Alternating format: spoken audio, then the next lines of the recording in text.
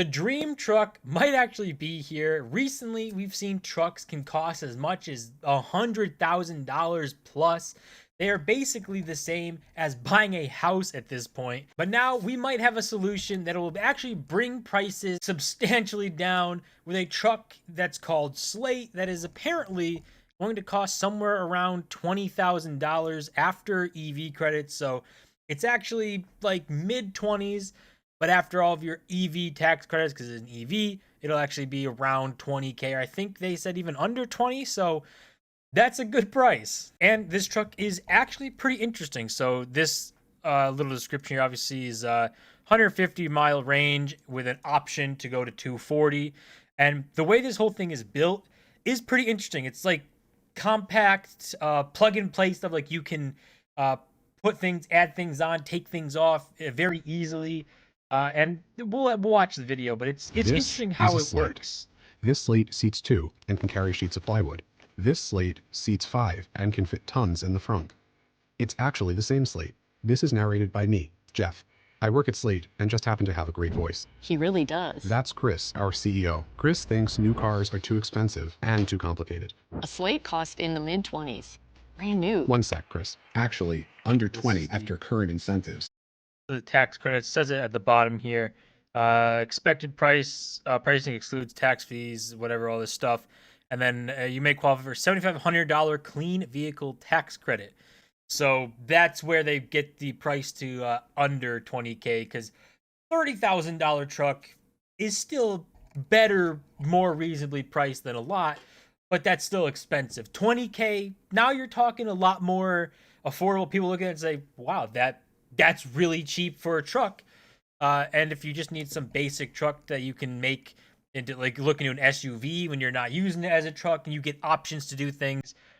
It's a very interesting thing. I think that this is a sick idea. Just go ahead, Chris. We check out everything that wasn't a car. That means no fancy screen, colored lighting, cooled seats, self-driving, self-parking, automatic cup holders. Yes, that's a thing. But you can add accessories like Little screen, big screen, SUV kit, fastback kit, open air kit, one speaker, a bunch of speakers, big bumper, spare tire holder, slatelets, fun grills, Stuff even like funner plugs lights. in, and you can Colors, switch everything any color. around. Really, wrap it in any color. And Slate Access Points means you can add an accessory now, later, or even make one yourself. it's like a potato head. Wait, maybe there's a better analogy. Actually, there is. Slate is the chameleon of trucks and SUVs. Seriously, just add the SUV kit. There are 3.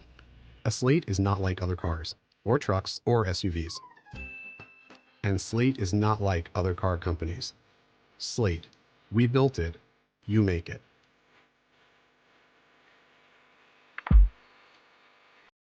All right, so I think this is a pretty good idea. I think they're solving a big problem with affordable, bare bones trucks, even cars in general. I think there's an appetite for people to want like a bare bone car. Like they said, you get all these accessories. People love that, but it makes things a lot more expensive. It makes cars, new cars, $30,000-$40,000 when you get all of the, technology involved in the car. But if you could offer a bare bones version where you don't get the luxuries, but it's still a nice new car, I think there's a huge appetite for that. And I think that's going to show. I think that they solve this problem of being bare bones, but also, it's an interesting concept where you can add things to it, where it's bare bones, but you get an option to add a screen to it if you want to put a tablet in there, or you can use your phone and just have your phone as the screen in there, or add speakers, like they said, add this kit to make it look like an SUV. Maybe if you're not using it as a truck, you want it to look more like an SUV or have 4 seats. I like the options. I think that it's a good idea.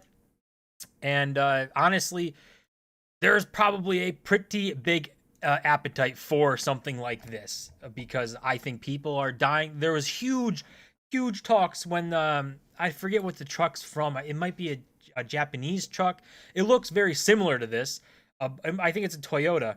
It looks very, very similar, but it's bare bones. There's no computers in the truck, and it's like $20,000, but you can't get them over here because of some sort of rules or something.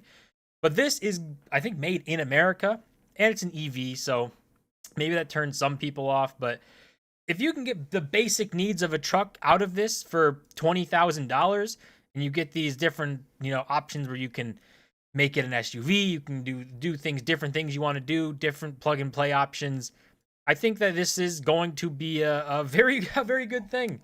I think there's an appetite for it. I would, a truck for utility purpose and not one to kind of show off. I feel like a lot of people just buy big trucks because they want to feel big and have big cars and do this, but they don't actually tow anything or don't have a job that requires a truck like that.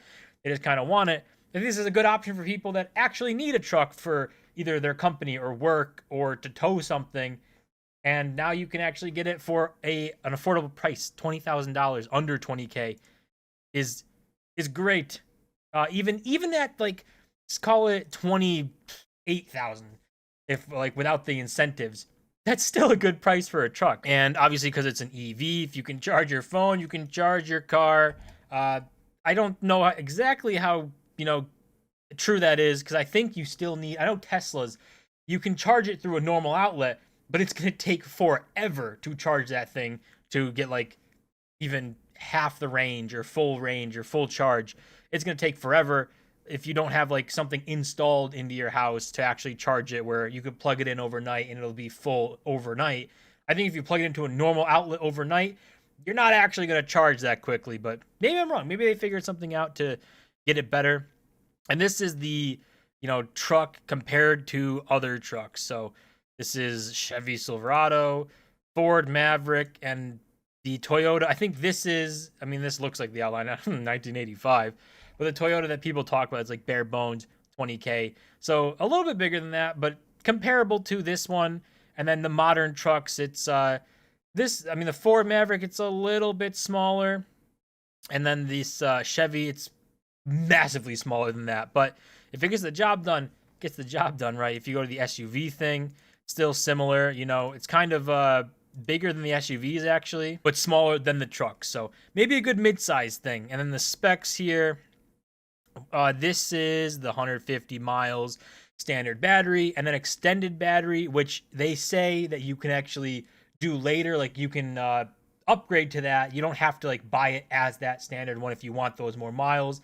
If down the line you're like, wow, I really could use an extra 100 miles, then you can go and upgrade the battery or get the upgrade pack for it.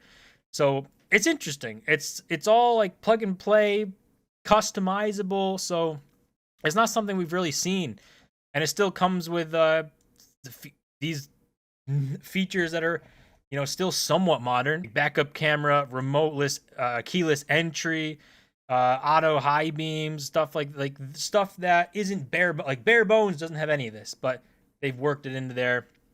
And then the charging here, I guess they break it down for, how you charge with it. AC charger, so 25-40 miles per hour of charge, full charge in 8 hours, and then a faster one with DC fast charge. I don't know all the breakdowns, which ones, if one of these is a normal outlet is this one and it charges full in 8 hours, then you're fine. I guess it doesn't actually matter, because if you can plug it in at night and then wake up and it's full, you're good to go. And if that goes off a normal plug, then they figured it out, and it looks like a good truck. I think that it's a good, affordable option for having a truck in a world where trucks are costing as much as houses. So I think this is a good thing. Obviously, it's not out yet. You can reserve it, and it's an EV, so it's slightly different. And the truck crowd is not a very EV-centric crowd. They're not big fans of EVs, but, if this works out as something that can just get you a good enough truck experience or good enough truck workload to get truck stuff done in a form factor that is a little bit smaller, but is EV, gets the job done, and is massively cheaper, I do think there's an appetite for a truck that doesn't actually break the bank. But we'll see. We'll see when it launches. We'll see what the market decides. Is there room for this cheap truck? I think so. And we'll see how it sells and how they do. But until then, we're just going to wait and see. But that's going to do it for this video. As always, you want to try to and subscribe. And I'll see you guys in my next video.